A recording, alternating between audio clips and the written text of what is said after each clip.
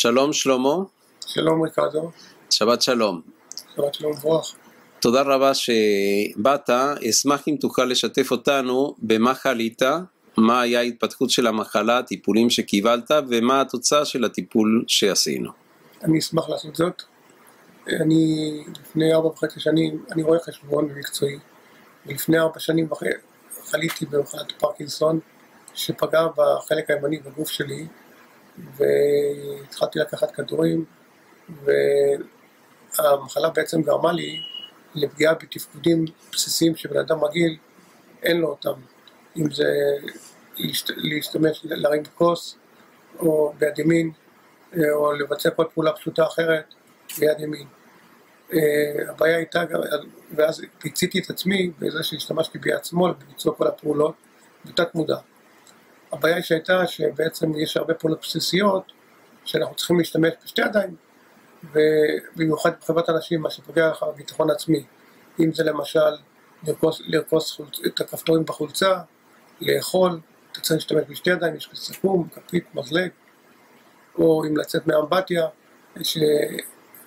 הרגשתי קושי שאני צריך לדלג מעל האמבטיה, לצאת אחרי שאני מתרחץ.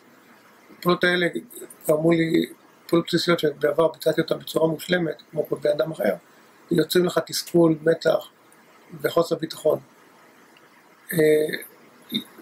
ככה המשכתי עם תרופות שלקחתי קרוב ואני ממשיך עוד היום לקבל אותן.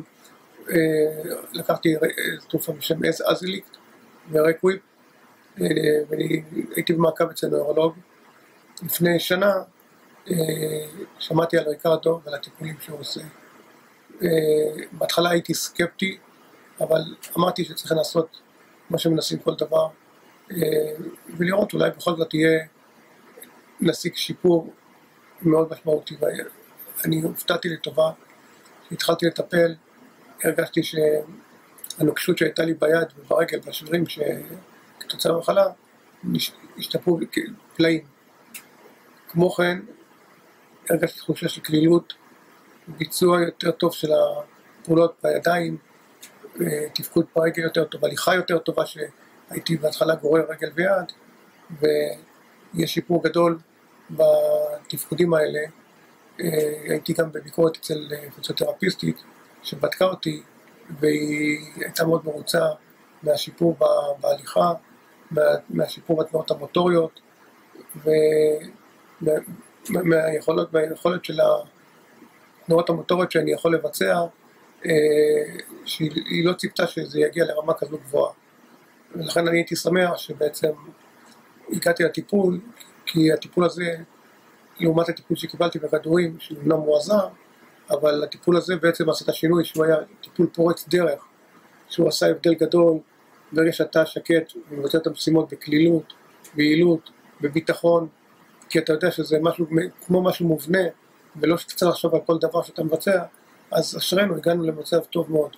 ואני מקווה ומאחל לעצמי וגם לאחרים, במקרה כזה, שיקבלו טיפול כזה, להגיע לתוצאות כאלה ויותר.